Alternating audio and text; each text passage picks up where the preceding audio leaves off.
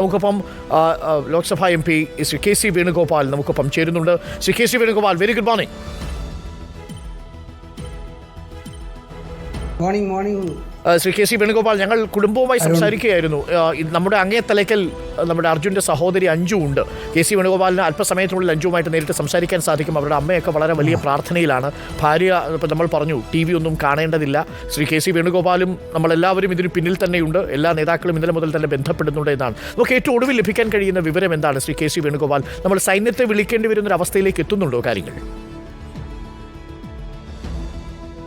അല്ല, അവിടുത്തെ കാലാവസ്ഥ വളരെ വളരെ പ്രതികൂലമായി ബാധിക്കുന്ന ഒരു സാഹചര്യമാണ് ഇപ്പം നിലവിലുള്ളത് എന്നാണ് ഇന്ന് രാവിലെ അവർ എന്നോട് അപ്ഡേറ്റ് ചെയ്തത്. ഇന്നലെ രാത്രി അവർ നല്ല രീതിയിൽ തിരച്ചിൽ നടന്നിരുന്നുവെങ്കിലും ആവശ്യമായിട്ടുള്ള ഒരു സംവിധാനം ഒരുക്കാൻ മഴ വലിയ രീതിയിൽ പ്രതിസന്ധി സൃഷ്ടിക്കുന്നുണ്ട്. ഇന്ന് കൂടുതൽ ഉപകരണങ്ങളും കൂടുതൽ സാങ്കേതിക വിദ്യകളും ഒക്കെ ഉപയോഗിച്ചുകൊണ്ട് ഏത് വിധേനയും തിരച്ചിൽ പൂർത്തിയാക്കണമെന്നാണ് അവരുദ്ദേശിക്കുന്നത്. ഇന്ന് അക്കാര്യത്തിൽ എന്തെങ്കിലുമൊക്കെ ശുഭോദർക്കമായിട്ടുള്ള കാര്യങ്ങൾ ഉണ്ടാകുമെന്നാണ് അവർ ഇന്നലെ രാവിലെ എന്നോട് പറഞ്ഞിരിക്കുന്നത്. എന്തായാലും സാധ്യമാകുന്ന എല്ലാ രക്ഷാപ്രവർത്തനങ്ങളും ഉപയോഗിക്കും. വേണ്ടി വന്നാൽ അത്തരം സൈന്യത്തിന്റെ സഹായം വേണ്ടി വന്നാൽ അത് തേടാനും അവർ മടിക്കുമെന്ന് എനിക്ക് തോന്നുന്നില്ല. എന്തായാലും നമ്മളെ നിരന്തരമായിട്ട് ഇന്നലെ മുഖ്യമന്ത്രിയുടെ ഓഫീസ് സംബന്ധിച്ച് അപ്ഡേറ്റ് ചെയ്യുന്നുണ്ടായിരുന്നു. അഞ്ജു നമുക്കൊപ്പം ചേരുന്നുണ്ട്. അർജുന്റെ സഹോദരിയാണ് അഞ്ജു. അഞ്ജു നമുക്കൊപ്പം KC വേണുഗോപാലാണ്. KC വേണുഗോപാൽ ഈ വിഷയത്തിൽ ഇന്നലെ തന്നെ നേരത്തെ തന്നെ ഇടപെട്ടിരുന്നു. മുഖ്യമന്ത്രിയുമായി, സിദ്ധരാമയ്യുമായും D ശിവകുമാറുമായിട്ടും ഒക്കെ സംസാരിച്ചിരുന്നു. അപ്പോൾ കാര്യങ്ങൾ വളരെ വേഗം ഇന്നലെ അതിനുശേഷമാണ് വേഗം വെച്ചത്. KC വേണുഗോപാൽ നമുക്കൊപ്പം ഉണ്ട്. അഞ്ജുവിന് KC വേണുഗോപാലിനോട് പറയാം എന്താണ് ആവശ്യമെന്നുള്ളത്. അല്ല, സാറിൻ്റെ ഓഫീസിൽ നിന്ന് ഇന്നലെ വിളിച്ചിട്ടുണ്ടായിരുന്നു. അപ്പോൾ നമ്മളടുത്ത് പറഞ്ഞിട്ടുണ്ടായിരുന്നു, അവിടെ നമ്മൾ പറയുന്ന കാര്യങ്ങളൊക്കെ സാറിൻ്റെ ഓഫീസിൽ നിന്ന് അപ്ഡേറ്റ് ചെയ്തിട്ടുണ്ടായിരുന്നു. അതിൻ്റെയൊക്കെ ഭാഗമായിട്ട് നമുക്ക് ഉച്ചയ്ക്ക് ശേഷമാണ് ഈ ഒരു അവിടെ റെസ്ക്യൂ ഒക്കെ സ്പീഡപ്പ് ആയത്. ഇന്നേക്ക് 5 ദിവസമായി സാർ. നമുക്ക് ഇനിയും പ്രതീക്ഷയുണ്ട്, നമ്മുടെ ഉള്ളിലൊക്കെ അവൻ തിരിച്ചു വരുന്നുള്ളൊരു പ്രതീക്ഷയുണ്ട്. അതൊക്കെ നഷ്ടപ്പെട്ടുകൊണ്ടിരിക്കുകയാണ്. നമ്മൾ ആ ഒരു അനുഭവിക്കുന്ന വേദന കഴിഞ്ഞ ചൊവ്വാഴ്ച രാത്രിയാണ് നമ്മളിത് വിശ്വസിക്കാൻ തുടങ്ങിയത്.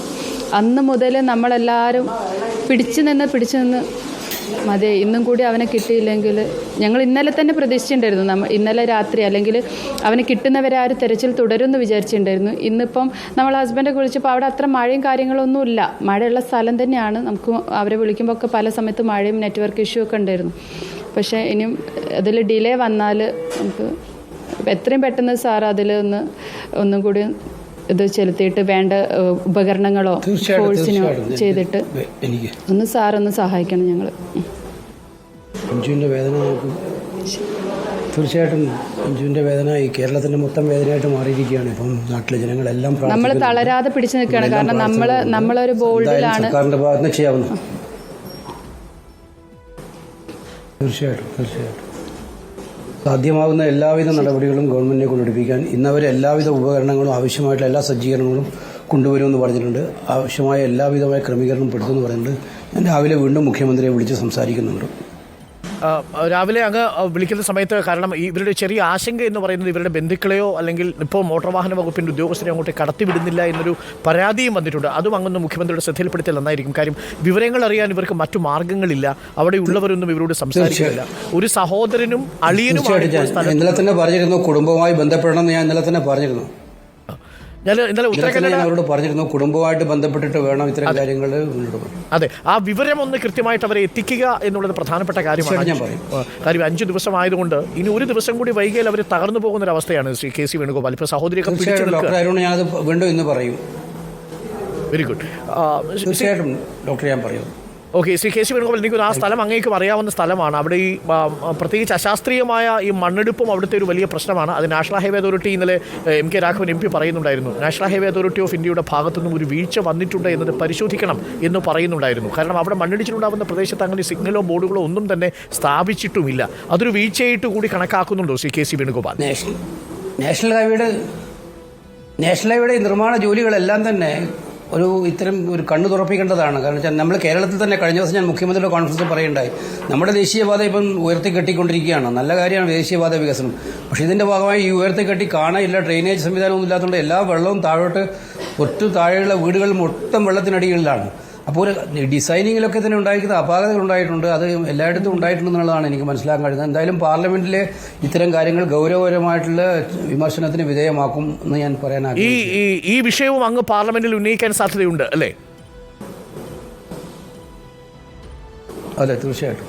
ഒരു കാര്യം കൂടി ശ്രീ കെ സി വേണുഗോപാൽ, ഇതിപ്പോൾ കുടുംബവും നാടും മുഴുവൻ ഏകദേശം എല്ലാ മാധ്യമങ്ങളും ഈ വാർത്തയ്ക്ക് പിന്നാലെ തന്നെയാണ്, വലിയ പ്രാധാന്യം ഈ വാർത്തയ്ക്കുണ്ട്. അപ്പോൾ പുറത്തു വരുന്ന ഒരു പ്രധാനപ്പെട്ട വിവരം, ഇന്നലെ ഉച്ചയ്ക്ക് ശേഷമാണ് ഇതിന് വേഗത വർദ്ധിച്ചിരിക്കുന്നത് എന്നതാണ്. അപ്പോൾ ഈ ഉത്തര കന്നഡയിൽ ഈ റെസ്ക്യൂ മിഷനും ജില്ലാ ദുരന്ത നിവാരണ അതോറിറ്റിക്കും വീഴ്ചകളുണ്ടെങ്കിൽ അതും കൂടി ഒന്ന് പരിശോധിക്കാൻ അങ്ങ് മുഖ്യമന്ത്രിയോട് ആവശ്യപ്പെടുമോ? തീർച്ചയായിട്ടും പരിശോധിക്കപ്പെടേണ്ടതാണല്ലോ. ഇന്നലെ മുഖ്യമന്ത്രിയോട് ഞാൻ പറഞ്ഞു, ഇതിങ്ങനെ കേരളത്തിലെ മാധ്യമങ്ങളൊക്കെ ഇങ്ങനെ വാർത്തകൾ വന്ന കാര്യം ഞാൻ അദ്ദേഹത്തിന് ശ്രദ്ധപ്പെടുത്തിയിട്ടുണ്ടായി. കാലതാമസം ഉണ്ടായിട്ടുണ്ടെങ്കിൽ അത് പരിശോധിക്കണം. അത് അദ്ദേഹം പരിശോധിക്കുന്നതിനോട് പറഞ്ഞിട്ടുണ്ട് അത്യാവശ്യമായിട്ട്. Okay, thank you Shri K C Venugopal. വളരെ ശക്തമായ ഇടപെടലാണ് കെ സി വേണുഗോപാലിൻ്റെ ഭാഗത്തുനിന്ന് ഉണ്ടാവുന്നത്. Anju K C okay, thank you Shri K C Anju. K C Venugopal അല്പസമയത്തിനുള്ളിൽ, എനിക്കൊന്ന് ഈ പരിപാടി കഴിഞ്ഞാൽ ഉടൻ തന്നെ കെ സി വേണുഗോപാൽ മുഖ്യമന്ത്രിയെ വിളിക്കും. മുഖ്യമന്ത്രിയെ വിളിച്ച് കുറച്ചുകൂടി വേഗതയിൽ കാര്യങ്ങൾ പറയാൻ അല്ലെങ്കിൽ കാര്യങ്ങൾ നടത്താനുള്ള നിർദ്ദേശം കൊടുക്കും.